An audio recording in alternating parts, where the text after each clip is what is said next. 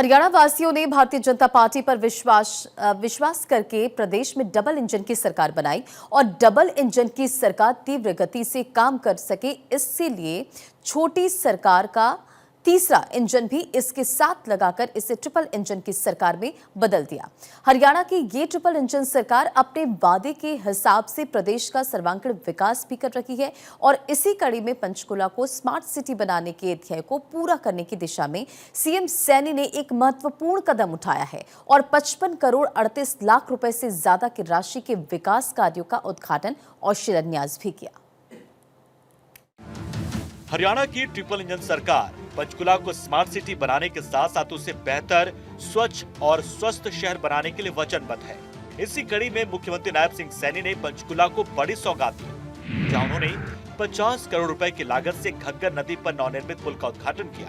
साथ ही सेक्टर 28 और 31 में करीब 4 करोड़ 64 लाख 59 हजार रुपए की लागत से 2 डिस्पेंसरी भवन और बरवाला के गाँव कनौली में 74 लाख 38 हजार रुपए की लागत से ग्राम सचिवालय का शिलान्यास किया। इसके साथ ही मुख्यमंत्री नायब सिंह सैनी ने पंचकुला विधानसभा इलाके के गांव में विकास कार्यों के लिए 5 करोड़ रुपए देने का ऐलान भी किया है।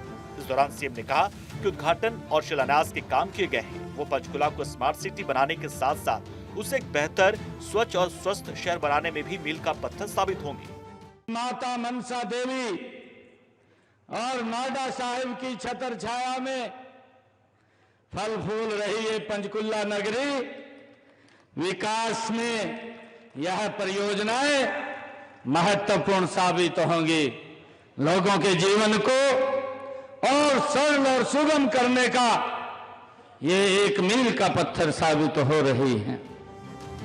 प्रधानमंत्री नरेंद्र मोदी ने वर्ष 2047 तक भारत को विकसित राष्ट्र बनाने का सपना देखा है और पीएम मोदी के सपने को धरातल पर उतारने में हरियाणा भी अपनी भूमिका को निभा रहा है। वहीं मुख्यमंत्री नायब सिंह सैनी ने विकास की अहमियत को दोहराते हुए कहा कि हरियाणा को विकसित होना है तो पंचकुला को भी विकसित बनाना होगा और इसी कड़ी में पंचकुला के विकास को एक नई गति और नई दिशा मुख्यमंत्री नायब सिंह सैनी ने दी।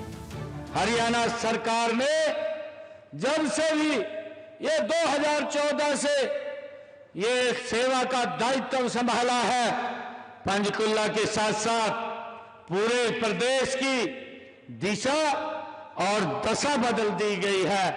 भाइयों, इतनी गति से हरियाणा प्रदेश के अंदर काम हुआ है। मुख्यमंत्री ने बताया कि घग्गर नदी पर बना ये पुल न सिर्फ पंचकुला के साथ हरियाणा के विकास में अपनी भूमिका निभाएगा, बल्कि हरियाणा वासियों के लिए भी ये सौगात काफी फायदेमंद होगी। इस पुल की कुछ खासियतों पर नजर डालें तो घग्गर नदी पर 50 करोड़ रुपए की लागत से बना ये पुल 360 मीटर लंबा और 16 मीटर चौड़ा है।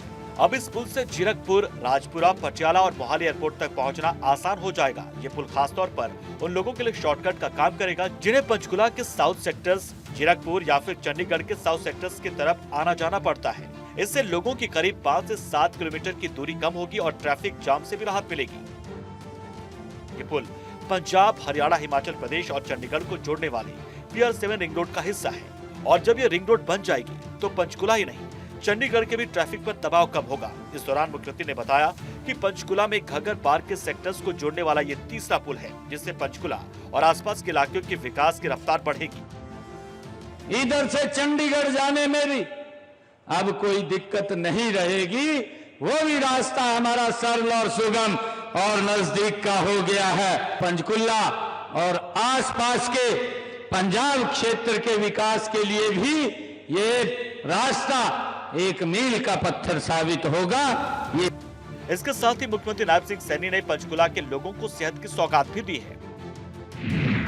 पंचकुला के सेक्टर 28 का डिस्पेंसरी भवन 1.30 एकड़ इलाके में, जबकि सेक्टर 31 का डिस्पेंसरी भवन 1.20 एकड़ क्षेत्र में बनाया जाएगा और ये दोनों भवन आने वाले 12 महीनों में बनकर तैयार हो जाएंगे।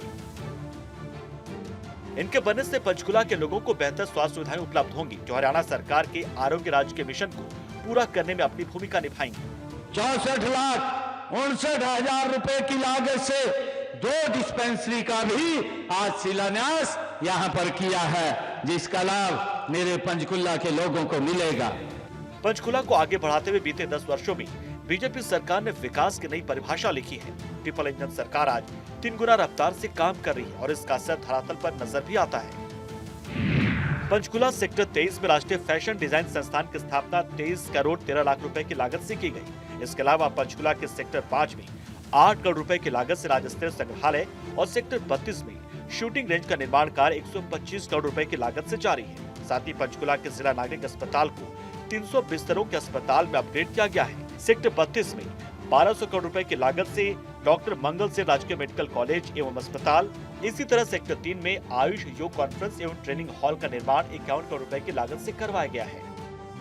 और श्री माता मनसा देवी प्रांगण में सीनियर सिटीजन होम और सेक्टर 6 माता मनसा देवी कॉम्प्लेक्स में सामुदायिक केंद्र का निर्माण 19 करोड़ 70 लाख रुपए की लागत से किया गया। माता मनसा देवी प्रांगण में सीनियर सिटीजन होम और सेक्टर 6 माता मनसा देवी कॉम्प्लेक्स में सामुदायिक केंद्र का निर्माण 19 करोड़ 70 लाख रुपए की लागत से वो किया गया है।